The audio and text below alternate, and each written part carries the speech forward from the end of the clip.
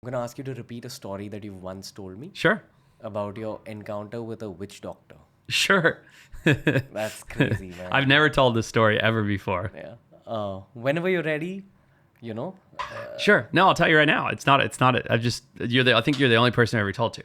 So when I was a kid, as I explained, my mom was a bush pilot. So we used to fly all over remote parts of Africa. That's from the plane crash, in that very plane that we had the crash in. And my aunt was an art collector. So we'd fly into these remote tribes and we'd take a bag of sweets and a bag of flour and we'd trade them for beaded necklaces and shields and all these things. And my aunt would take them to America and sell them. And my mom would fly, and my sister and I were little kids, and we'd come along. And this is why I'm telling you this for context. I remember, I want to say it was the Samburu, but we flew up north somewhere. I'm fuzzy on the details, but I was young, and this is why I'm not even sure if this was real. But what I remember, and I've asked my mom about this, and she's like, I remember something similar, but it's very strange. And anyway, what I remember is we flew up to this tribe, and I think it was the Samburu, but I could be completely wrong. They had never seen white people before. So they came out and they were touching, my mom has long blonde hair. They were touching her hair because she has beautiful blonde hair.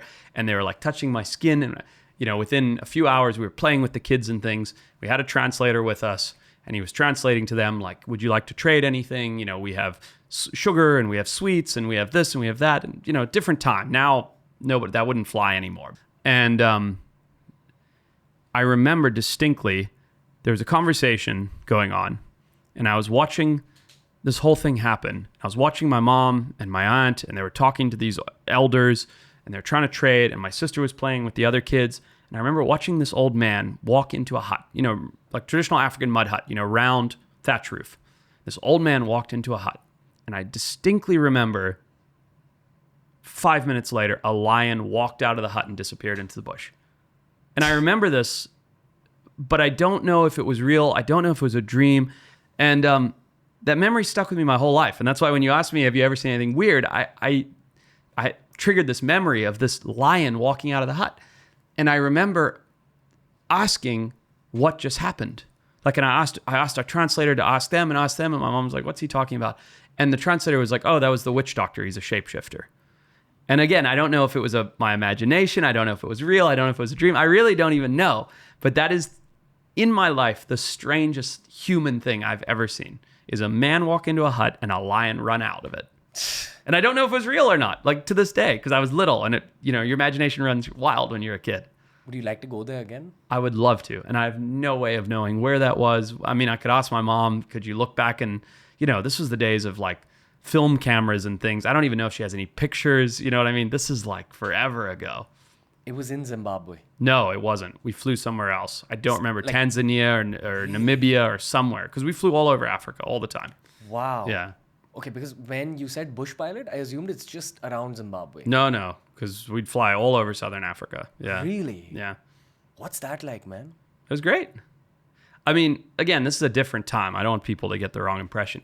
I remember I'm going to go back to animals because that's my thing, but I remember being a kid, just like my son, and I was telling you about the snails in the garden or whatever, and I was getting into fish tanks. I was telling my mom, I love fish so much. I had 14 fish tanks in my bedroom at the time. Just anytime I could save up pocket money, I used to breed guinea pigs and sell them. And if I sold a guinea pig, I'd buy a fish tank. So I had 14 fish tanks in my bedroom as a kid.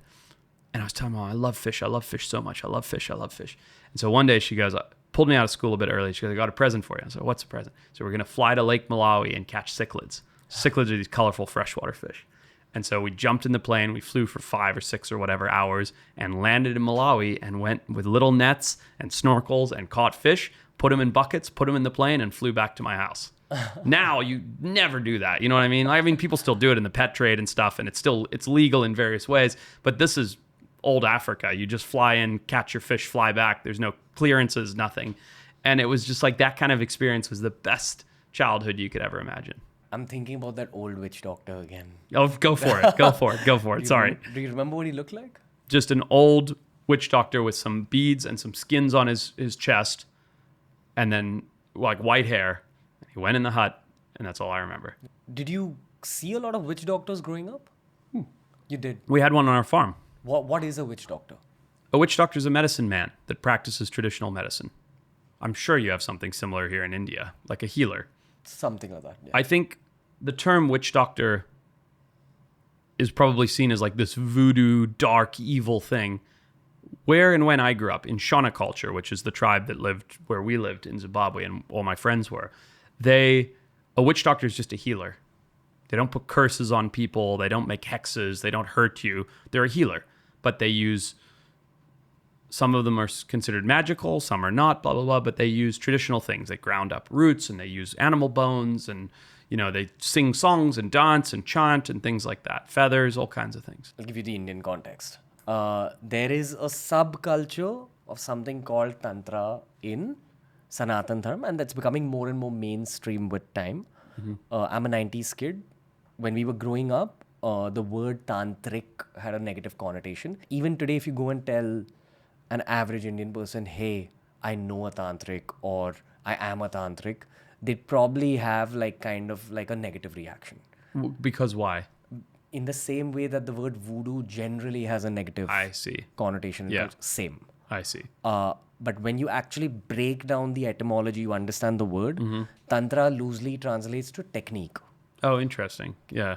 So effectively, when we pray in Hinduism, we have a set of chants and we follow a set of steps.